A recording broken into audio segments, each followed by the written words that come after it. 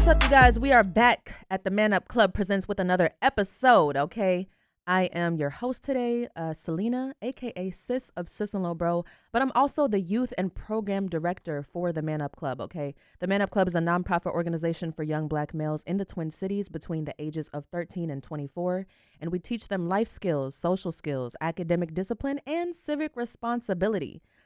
We also have three main goals. That is, number one, to get them to graduate from high school. Number two, to get them out of the prison pipeline. And number three, to get them to go on to college or have a trade after high school. Speaking of ways to success, today my two special guests have embarked on a journey coming across the military, also known as the U.S. Department of Defense. All right. So Demond, he's been here before. Welcome back. How you feeling, Demond? I'm feeling good. I hope y'all woke up today feeling blessed. Absolutely. Okay. Demond is 24, and he is about to embark on a new journey going into the Navy as a culinary specialist on a submarine. Yep. That's almost as cool as a young lady wanting to become a mermaid.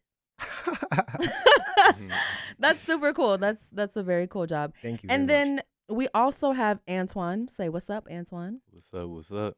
Now, you have never been here before. This is your first time on a podcast, correct? Yep. Okay, well, we're happy to have you, okay? He's 23, and he has already served in the Air Force as a personnel-est. Did I get that right? Yep, that's correct. Okay. Tell me what a personnel-est does. Essentially, we are a little bit of everything and whatever's needed, but our main job is administrators. We work directly with the commanders and all of the leaders around whatever base we are at. And we either can be in one or two places. For the most part, we're either in the MPF, which is the military personnel flight, and that basically runs the whole base. If you come in, you got to process through them. If you leave, you got to go through them. Thank you. And to us civilians, you know, it can be hard to understand, but that's why we're having this episode, y'all. That's why we're talking about the U.S. Department of Defense. Because we're going to pick at you guys' experiences, okay? What's really cool is Demond, like I said, he's embarking on a journey. And Antoine, you're finishing your journey. You've already finished your journey, and you're here now today in the civilian world. So we're going to go ahead and have a conversation because there's a lot of people out there who may think about joining the military, think about joining the Army. They get that call when they're 17 or those text messages that are like, hey, enlist, this is a great opportunity. You know, you get all these benefits and things like that. But there are a lot of perspectives that need to be debunked. And so we're going to hear it straight from you guys firsthand. Okay, so let's jump right into this. Before I started this conversation, I had to chat with my older cousin, Will Dean. He was serving in the Navy for 8 years. He was an electronics technician as a first-class petty officer. So, you know, I wanted to get his perspective. We're going to start with Demond. Yep. So why did you decide to join the Navy? There's quite a few reasons as to why I decided to go. One of the main ones is financial and just like building a career. Another reason is like I really wanted really good, strong friendships and bonding and stuff like that. I also love exercise. I have a couple family members that were both in the Air Force and in the Navy, and they always told me that they found a lot of success and it turned their life around, and they're living a great life right now. So it actually sustained their lifestyle as well. So it's quite a few things as far as the reason why, but I would say the main one is financially, like just building a career, being able to do something long term and retire pretty early. Like if I do it right, I could retire when I'm 35, 40, and I'll be good for the rest of my life. So that sounds great. Mm-hmm. Yeah. And as I mentioned, I had spoke to my cousin Will. He has wonderful advice. One of the things that a lot of people do think, they think that, you know, when you go into service, that you're just going to be set. And he had said, you know, you don't want to go in thinking that you're going to come out rich, right? Right.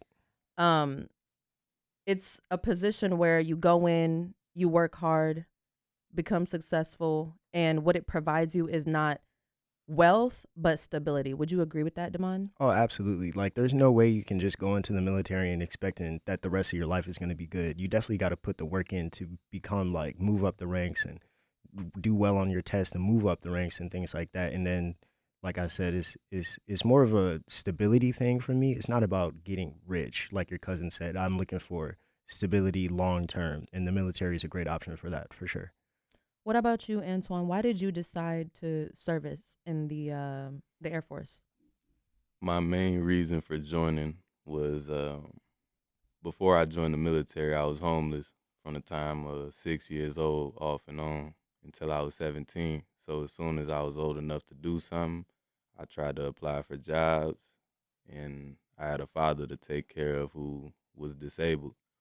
Mm. So I knew I had to do something to provide for my family in some type of way. But my personal reason was to get the stigmatism off me that I was just a violent kid from a violent place. Mm. Mm. And I wanted to show the world that I was disciplined. Wow. Did you believe that that was your only way out of your circumstance? I do believe I only had that option and one other one, but it wouldn't have been best for my family. It would have only been best for me. Okay, I got you. I got you. For sure. That's a lot of people have different reasons, and it's respectable what you've done. And I would imagine that you would say you never go back and change anything. Like, would you say that you're extremely grateful for making that big decision? It definitely taught me a lot, and it made me the man I am today. I know I made the right decision in the moment. For sure. So earlier I had mentioned that Demond is doing something really cool. He wants to go and serve in a submarine. Um, Demond, do you have any concerns about going out to the sea? Just considering that it's deep underwater, you're not going to be able to communicate with people months at a time. People on shore, we have access to satellite, cell phones. Is that something that you are okay with? Yeah, I've definitely had like plenty of concerns and thoughts about that, even like as far as not being able to see the sun for multiple months at a time. So I got to be taking vitamin D pills and all that. But I mean, I'm at that point to where it's like I'm gonna do what I got to do, and I'm ready to be put my best foot forward and just try my best to be successful. So it's like I'm not letting my worries and fears like hold that back, and I'm not trying to trip on them too much because if I do, then I'm gonna not want to do it. And me personally, I've never been scared of the ocean. I know people ask me that a lot. It's like, what if you come across like a megalodon or something like that? I'm just like, well, if we do, then it's whatever. Like I'm there to show up and show out, basically. And so it's like I'm not letting my concerns and fears hold me back from that. Speaking of fears, being on a submarine, I was also told by my cousin that you have to get specific training. Yep. One of the things that you're going to be trained on is, being exposed to confined spaces. Do you have any phobias or fears in that sense? Um, Not that I've experienced, but at the same time, I've never really been put in a situation like that. So I would feel like if I once I'm put in a situation, I'll have to see. But um, off the top of my head, no. As far as like small spaces, confined spaces, things like that, um, I should be good for it. Yeah. Hmm.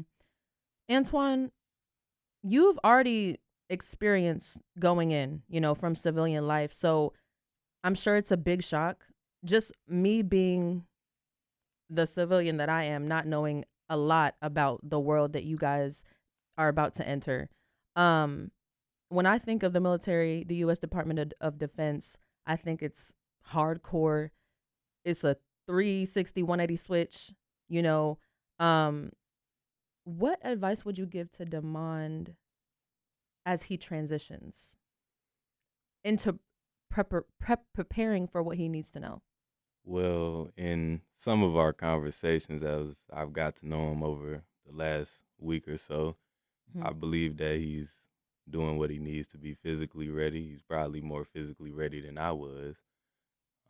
It's the mental aspect.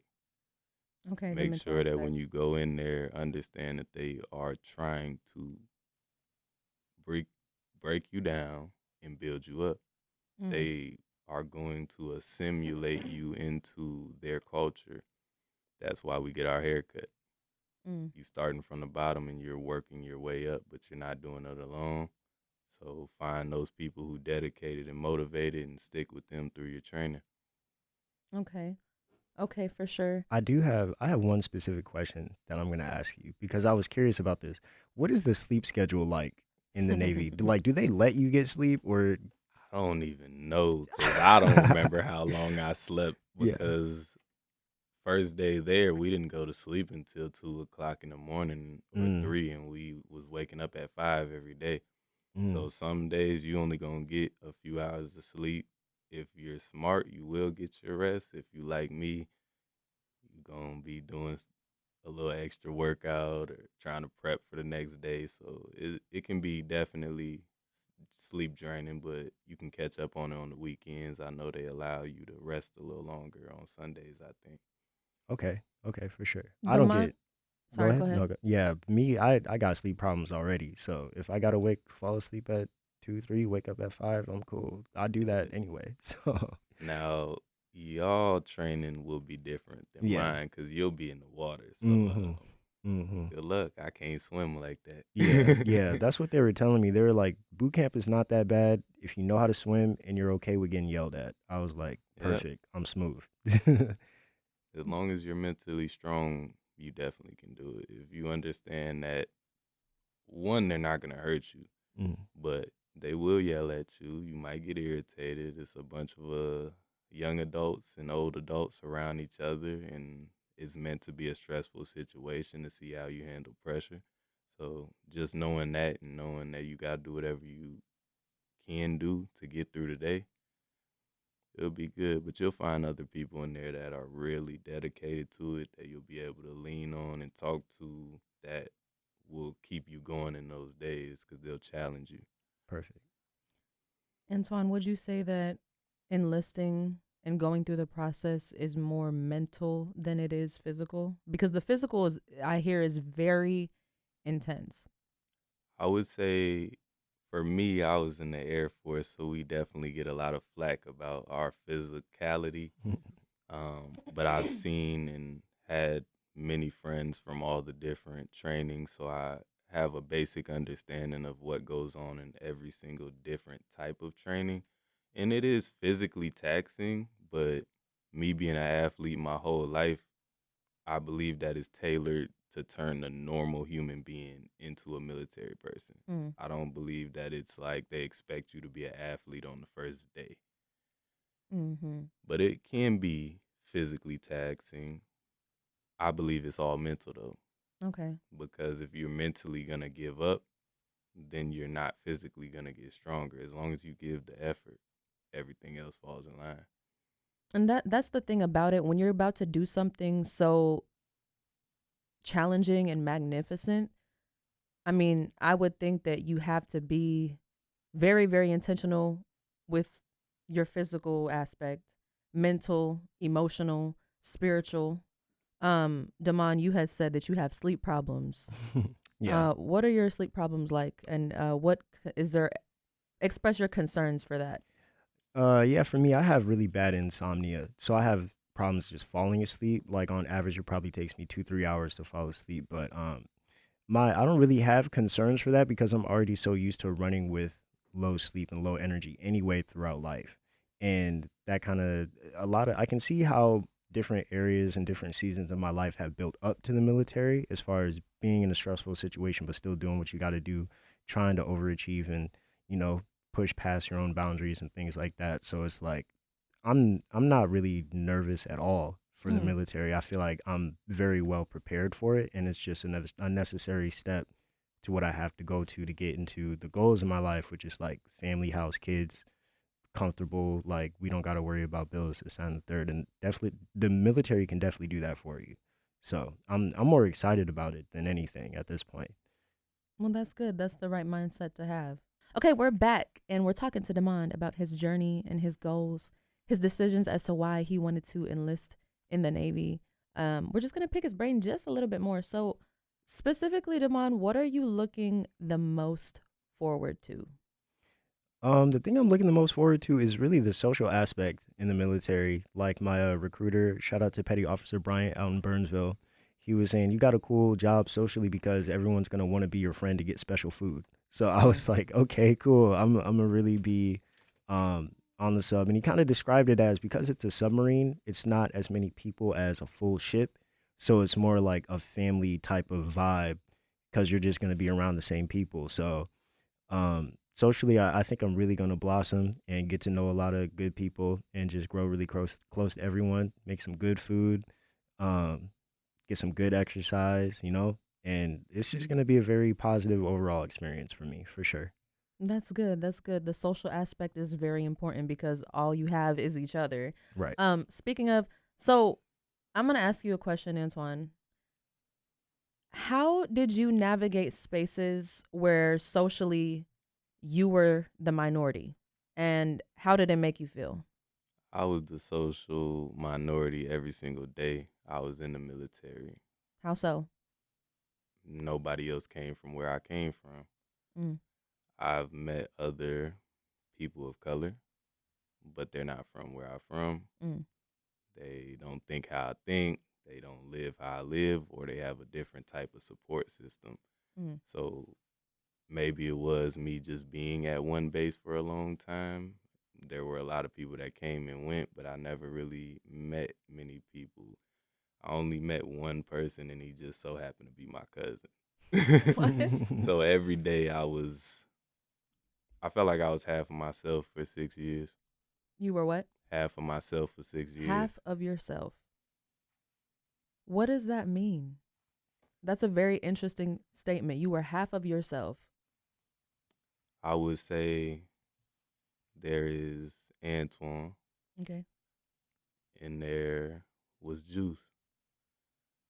I grew up in the streets. I never was wanting to be a part of it, but it becomes a part of you Mm, when you witness certain violences and certain lifestyles that they'll never be able to understand.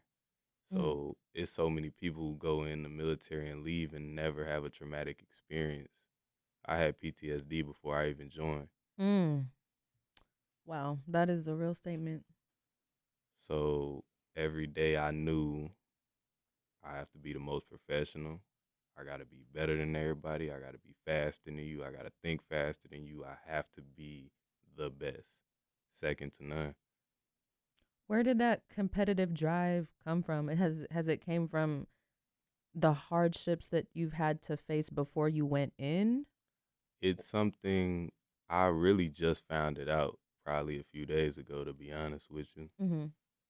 It's because just 2 days ago, I was on my brother's couch crying, and he sat and told me that I was better than him, and I always was. Mm, Every single person in my family has looked at me like I have to be the one to do it. I'm smarter than everybody in my family, literally, even though they're educated. mm-hmm. They can't outthink me physically. They cannot, so they always expected me to be good. Mm-hmm. Mm-hmm. And that's always been the expectation, especially with my mom, me being the youngest boy, ain't no messing up. You're going to make it. So I have a lot of pressure on my shoulders, I feel like, and I've always held it because I care about people. And For sure. I know if I can make it, everyone else can. For sure. You said something really interesting when you came in and you were serving. You came across a lot of people that obviously didn't have the same mindset as you, didn't come from the same background. Did that show? Did you allow that to show? Was there tension? Did you come in not really wanting to be friends? And you was like, I'm doing this for me. I'm doing this for my family. I'm riding solo. Like, I'm not even here to be y'all's friend. Or, what was your attitude like? And, did people receive that from you and just stay away from you? They never got to see that at all. Okay. Every day I show up, I'm Antoine. I'm the man that I was raised to be, a gentleman, respectful. So plenty of people took to me, but I still had to keep my distance because culturally there's the big difference, but there's also certain race factors that may play a part. And I had to control my response to certain things. Okay. Yeah, that's very interesting.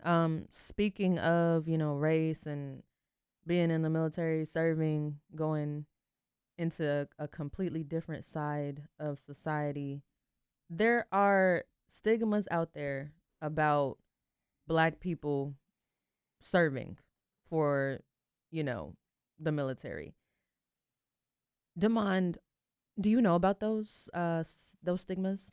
Yeah, I mean, it comes from, at least from what I know of the military's history, with how people of color were treated when they were serving. Like, for example, like the Tuskegee Airmen, um, things being always segregated, folks weren't always treated the best. Da da da da. So I know like the history behind it, and I know the worries and stuff that a lot of people of color have going into the military. Um, Which are? it's just like I've heard some people worry about like, oh, will I be targeted and will I be like discriminated against, treated different, like hazing? People worry about that too. Um, but from what I've experienced so far as interacting with my PO is a Black man. Uh, Going to the ASVAB test, seeing all types of shades and colors there too at the hotel, kicking it with them. Times have changed a lot with that, and Mm-hmm. people just kind of see you as a person that is respectable and making a big life decision, so they just base it off of that, less than your skin color, how it used to be. You know, they kind of see you as their equal, and like I got I very much so got the vibe of we're all in this together very early. You Okay. know. Okay.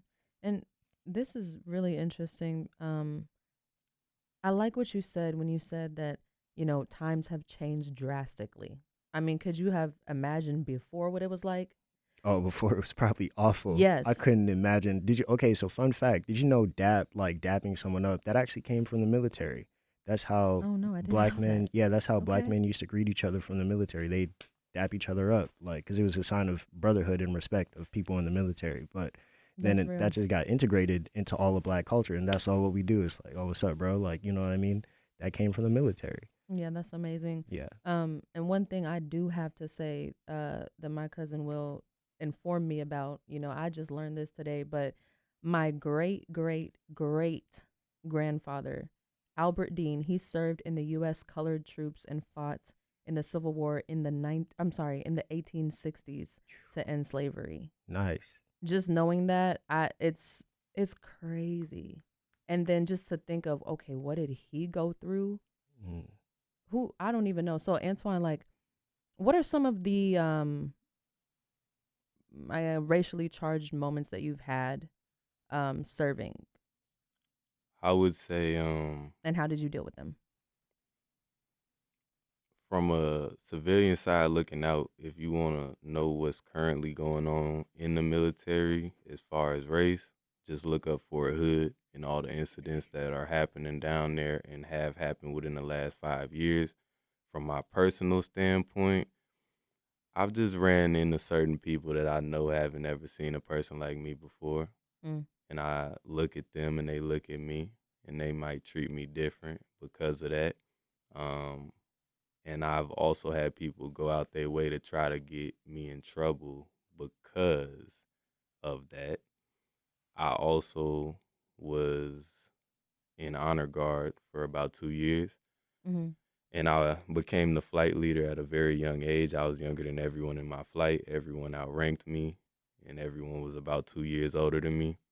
And the very most specific to highlight what I was dealing with the whole time was one of my troops under me said, well, why is he winning all the awards?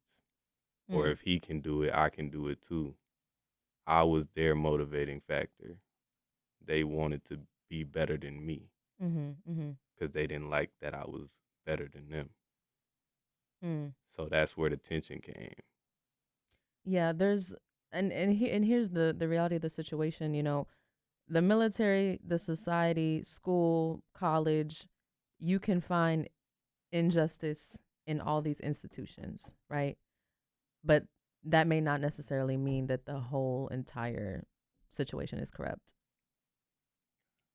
I will say, as a whole, it's definitely made a lot of leaps forward. The only way I feel like as a person of color where you'll totally be trapped is if somehow you're under the wrong supervisor and their supervisor and their supervisor, and they all don't like people of color. As long as you aren't in that, you should be good. We are back with another segment, and we're talking about the military. We're talking about, goals of entering into service for the country. We have Damon, who's going into the Navy, and then we have Antoine, who is a veteran of the U.S. Air Force. And we're just having conversation. That's all we having. So, Damon, do you think that it's going to be a challenge for you to accept the authority of people who are younger than you going into the military? Because the majority that go into the Navy, they enlist when they're 18. You're 24 now, right? Yep. And so I could imagine that you're going to be coming across a lot of younger people who are going to be higher rank. You're going to be taking orders from them. Is that something that you can see as a challenge? Not at all, because kind of the way that I was raised, or just the mindset that I have around like knowledge and experience, it pretty much has nothing to do with age. You can know a lot more than a 50-year-old at 22, 23. Even my recruiters, one of my recruiters was my age, and he met his wife in the Navy. He bought a house out here, da-da-da-da-da. So it's like, I'm going to respect you and what you have to say, one, just based off your position, but also like how you treat me kind of thing. And like either way, if you're a higher rank than me, I got to do what you say anyway, or else I'm going to get kicked out. And that's the last thing I want to happen. So yeah, I don't think that'd really be a problem for me, for sure. I try to learn from everyone in all age groups as much as possible. Well, that's a good mindset to go into it with. Antoine, you are nodding your head, why are you nodding your head? What's going on in your mind? He's saying everything that he's going to need to do. He's going to run into those situations, because even if he doesn't have a bad supervisor, which I'm going to hope and pray that he has nothing but the best experience in the military, he's going to see it from a distance.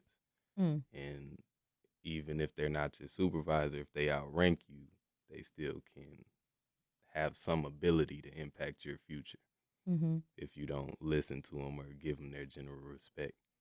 What is the first thing that gets ripped away from you when you first get into basic training and all that?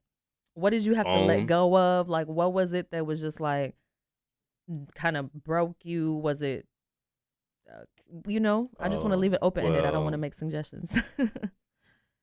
To the basic person, it'll be your phone and your hair. Within the first 3 days, you're going to be bald for sure. And they're going to go against the grain. They're going to get every strand they can. But if that hurts you, then yeah, that's something that could break you down. It didn't affect me. I think the hardest part of basic training for me is I didn't have an address to send letters to. So I didn't talk to my family the whole 2 months I was in basic training, except for on Thanksgiving Day. Wow. How did you deal with that? I mean, just know life is unpredictable. People get sick. People die. People move. Relationships change. If you're in a relationship and you go off, how did you deal with that? How did you cope with that? Just not knowing what was next and just not being able to talk to your loved ones for that long. It was hard.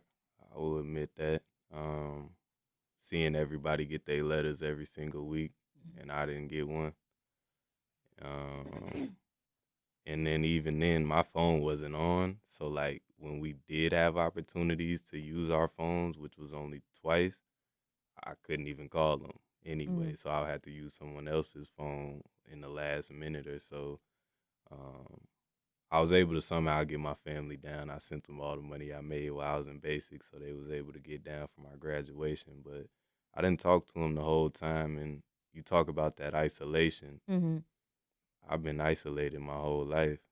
I would say I'm my biggest fear, because when you sit in that room by yourself, or you don't have nobody to talk to from home, nothing familiar, you got to deal with yourself. Okay. And it's going to show you what type of person you are. Are you going to quit? Are you going to, I'm going to drop my tears, but after I'm done, I'm going to get up.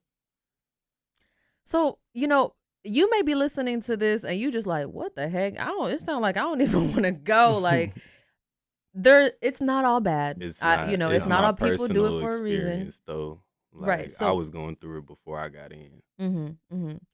What were the glimpses of light? Like, what What are some things that you looked forward to while you were in active service? Beast Week.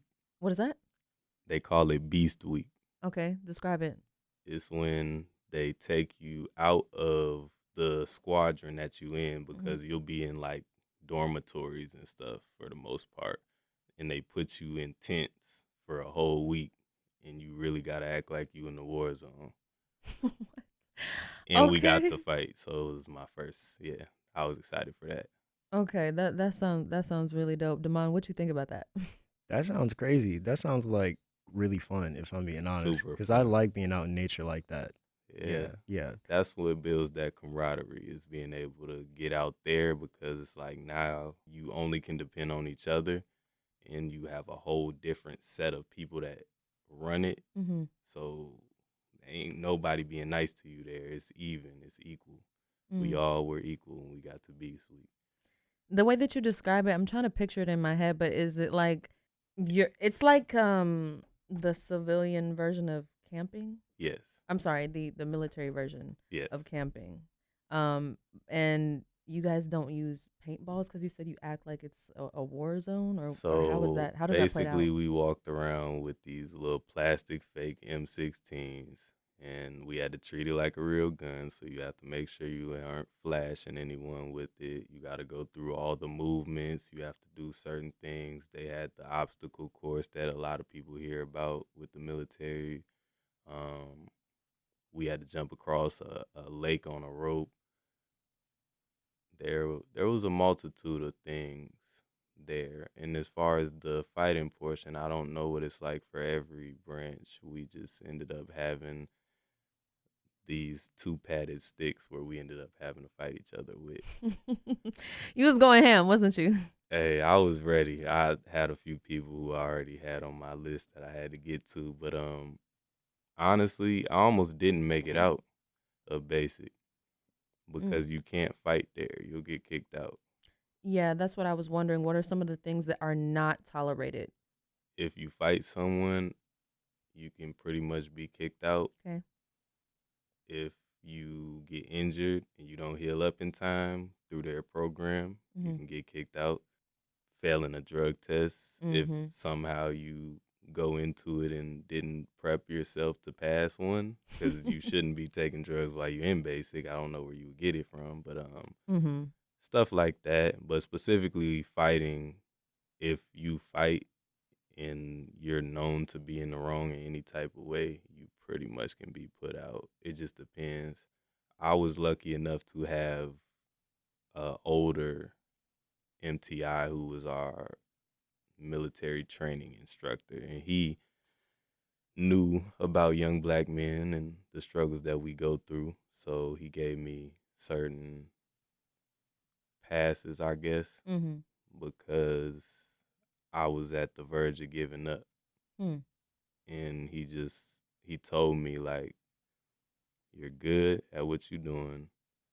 You're gonna succeed. You're gonna be successful. Don't let them stop you from getting to the next level. Mm. That's dope. Um, what would you say is your biggest takeaway from the entire thing? Like, what is the thing that you will walk away with knowing that you did this big chapter in your life? And it can. Honestly, Mm-hmm. I don't know yet. It's still kind What? of soaking in. Wow. Wow. I normally got an answer for every question, but I do not have an answer for that. I don't really know fully. I don't think it's settled yet Okay. since I just got out. I know that it definitely made me a better man, and it taught me a lot of things, and I definitely became more patient, for sure. I learned how to balance out my life. That's good. I was able to go to school, take advantage of the benefits that we did have. And as long as you're educating yourself and you continuing to try to be better, I believe you can easily come out a better person. Mm. I just don't, I can't see anything at the moment that I feel like was big that it did for me, Okay. only because I was so prepared going in. I got you. Like it wasn't no drastic change. Yeah, Yeah. Yeah. I feel like I I've got always that. been this person. Mm-hmm. It just took me being in there for 6 years for me to come back out, and they like, oh, you are disciplined. No, I've been disciplined. I just didn't get a chance to show it. I got you. I got you. And Damon, just hearing him talk about these things, what's running through your mind? I'm kind of thinking I'll have a somewhat similar experience to where it's like I won't have a super big takeaway, but all I'm really looking for in the military is to refine what's already there. Okay. Like I already have discipline, I'm responsible, respectful. It's just to further like sharpen the tools that I already have to help me become the man that I want to be in the future. Mm-hmm. Yeah. Okay. And for those people out there who are wondering what are the other benefits of enlisting, what are they? To cover them, you have your educational benefits. Depending on which branch, they can vary. You also have tuition assistance, which you can use outside of your educational benefit, so you don't even have to use it while you're actively in the military. Oh, okay. If you're in like a guard or reserve, I do believe they have a tuition assistance benefit as well. There are housing benefits as far as you can get VA loans to purchase homes for zero down. Wow. There's a program that the Air Force had called the Air Force Cool, and there's another one for the Navy as well if you want to look into it, where they'll pay you to get certifications in certain fields, Mm-hmm. and it's up to like 1,500 per event, but they give you funding every year for that. There's so many resources. Just you have to ask people, you have to talk to people, find your family coordinator section at whatever base you go to when you get there, and just ask questions, ask a lot of questions, because there's resources they have that they don't know they have Okay. because they're not looking for it. That's really good. That's really good. Um, Demand, when it comes to the benefits, what were some of the ones that appealed to you just on the outside looking in? I'd say the biggest one was definitely the educational ones and things like the VA loan, to where it's like I said, in the future, I want to house kids, things like that. So if I'm still in the military and I'm making a career out of it, I don't want my wife to have to worry about any of that. And even my PO officer, um, he told me like, yeah, they can pay for groceries, they can help you get a house. I would love to further my education in college, and so I know that the Navy does take care of a certain number of credits a year, so where it's free. So in the future, I would love to get a degree, things like that. Um, it was mostly those two, but even things like uh, therapy, getting certifications for like restaurant management because I'm going being a culinary specialist to help you get that and things like that, and furthering like even into the White House, being a White House cook, things like that. They broke all that down to me as well. So um, I would love to do all of that and really take advantage of all the benefits possible. All right, we are back with the last segment talking to Damon and Antoine about serving in the U.S. Department of Defense. Okay. Um, Getting to know a lot of the things that go on this other side of the world, because basically it's completely different from civilian life. And, if you're listening and you're thinking about enlisting in the Navy, in the Air Force, and any of the other branches, this is the episode for you, okay? Really quick, just also want to shout out to the Man Up Club. The Man Up Club is a nonprofit organization for young African American males between the ages of 13 and 24. You guys are more than welcome to support the Man Up Club. You can visit our website at themanupclub.org, okay? Or you can go to Instagram at themanupclub.mn. All right, so we're back with you too, Antoine, okay, Damon. We left off talking about some things that you reflected on in your time. What's some advice that you can give Damon? What to expect, what not to expect? What are some things that are false, that had to be disproved? Anything you can give him. I will say mitigate any distractions and know that you will have to sacrifice in one way or another. If there's anybody who does not want for you exactly what you want, you're going to have to ignore them. You're going to have to sometimes not listen to your family because they will not know what's going on when you clock into work. And you might not want to talk to them about it. But if you do have a person you can healthily talk to about your day-to-day work life, that's a very good outlet. I do know that they're big on mentorships and stuff like that. So I would say follow that route. Me, I never had a mentor in my life, so I'm looking for one now. Okay, That's that's why I'm good. doing what I'm doing. That's good. That's good. Damon, what do you think is going to be your moral compass? What's the thing that's going to drive you while you're in? I think just keeping like my goals that I want in life and like things that I want to do later on in life, that and just all the motivation and all the support that I've gotten from my family and friends and how proud of me they are to be making this decision for me. Um, it's like they really see that I'm really serious about becoming something and being successful in life. And so, um, also just myself and me wanting to push myself and really just see what I can do and see the different heights that I can achieve. Um, would be great too. So I got a few things that would really motivate me to just go through it, get it done, and do the best that I can, and be successful with it. You know. Yeah, I'm glad that you have such a positive outlook on everything. Um, is there anything that you're leaving behind that's really pulling on you? Oh yeah, for sure. I would say the first thing that comes to mind is the entire like Man Up Club, everyone on the album and everything like that, because I first fingerprinted for my job and sworn in on August 1st. We had did the auditions, or I did my audition on September 3rd. So even before that, I was in the mindset of like, oh, military, let's prepare, da da da da da. Then I started doing this whole album thing, and I found a whole community of young people of color that have become like family to me and things like that. Tell the people, what do you do on the album?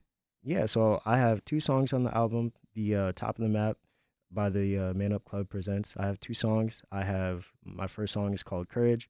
My second song is called Laugh Track, and I do both rapping and a little bit of sing songing. And I Okay. won't say singing fully. I'm just kind of like hitting notes, but Some melodic stuff in there. yeah, yeah, Sound good. yeah. Thank you. But yeah, that's just been a beautiful experience, and I think honestly, it's probably the most fulfilling thing that I've ever done in my life.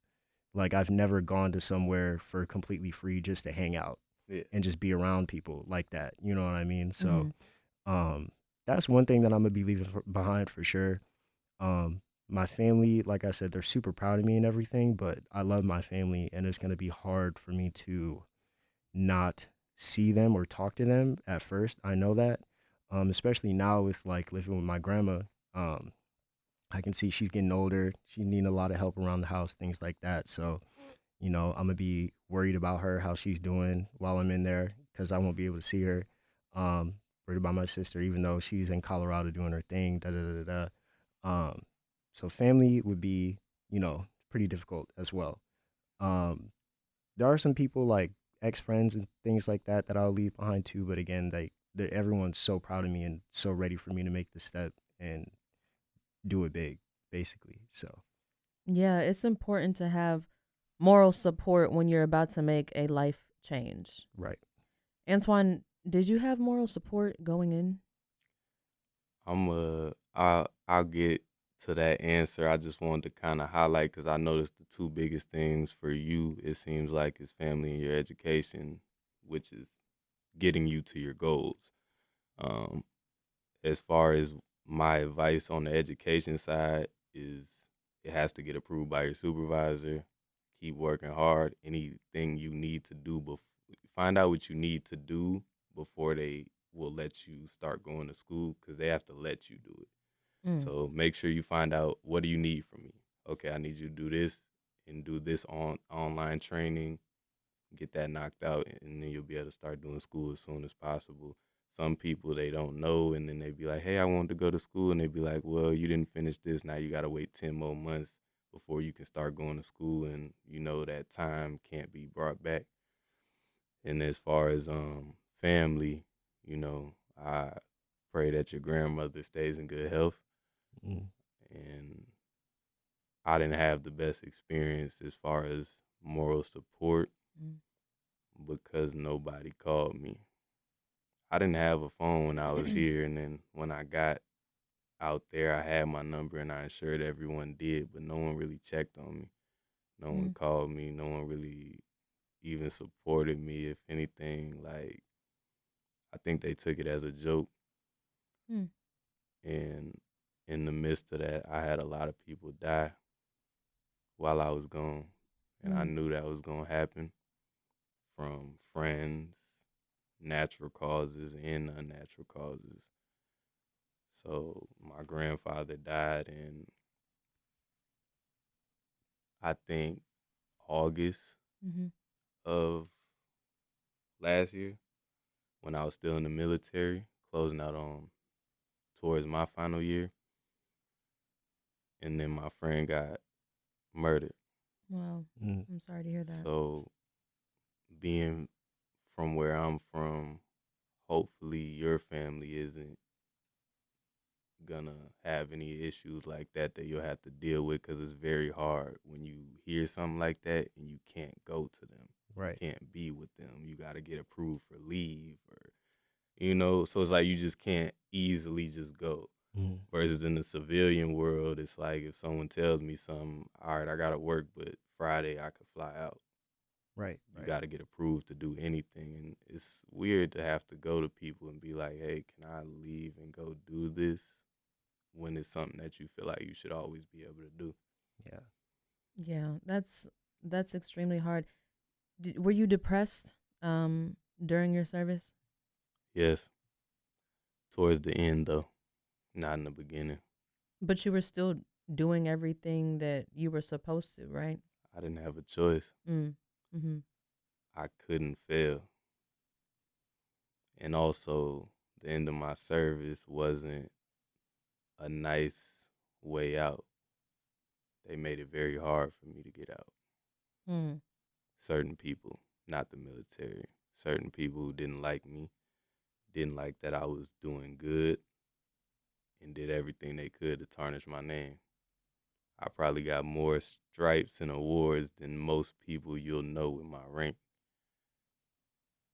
So there's gonna be a lot of hating. There's gonna be a lot of comparing.